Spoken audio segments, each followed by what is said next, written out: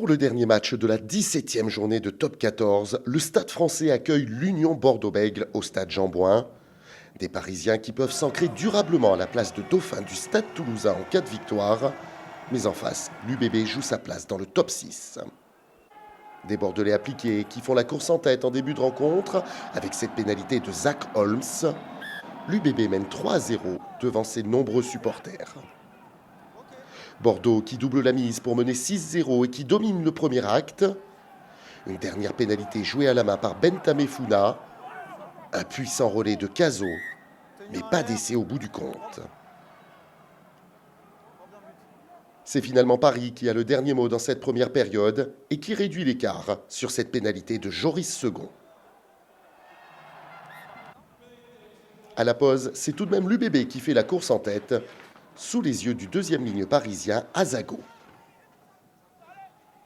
En deuxième période, Paris revient à 6 partout, mais à la 55e minute, l'UBB se montre entreprenante. Willy s'hérite du ballon sur l'aile gauche et entre dans les 22 mètres. Les avants pilonnent la défense. Jabert crée le décalage, mais une fois encore, cette action avorte. À 15 minutes du terme, Paris a repris l'avantage 9-6, mais subit toujours. Derrière son pack, Jabert part au large. Romain Buros progresse et joue au pied. Mais une fois encore, personne ne peut reprendre le ballon.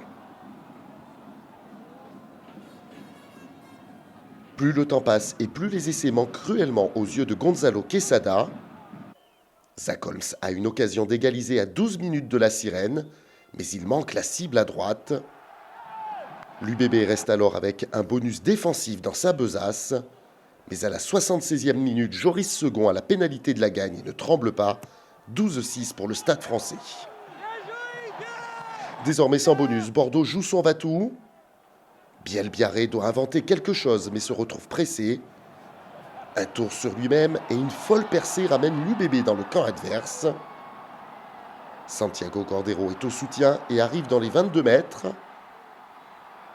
Les Aquitains insistent dans le côté fermé.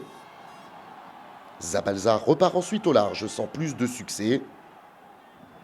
Julien Lahire est tendu et l'action continue tout de même de progresser. Mais la défense parisienne est absolument héroïque sur sa ligne d'en but. Les Girondins insistent par du pick and go avant de commettre la faute de trop sur cette passe manquée de Zabalza. C'est une libération pour les Parisiens qui s'imposent finalement au forceps. Dans ce match sans essai et sans bonus, Paris triomphe finalement 12 points à 6 et renforce un peu plus encore sa deuxième place au classement de Top 14 derrière l'intouchable Stade toulousain.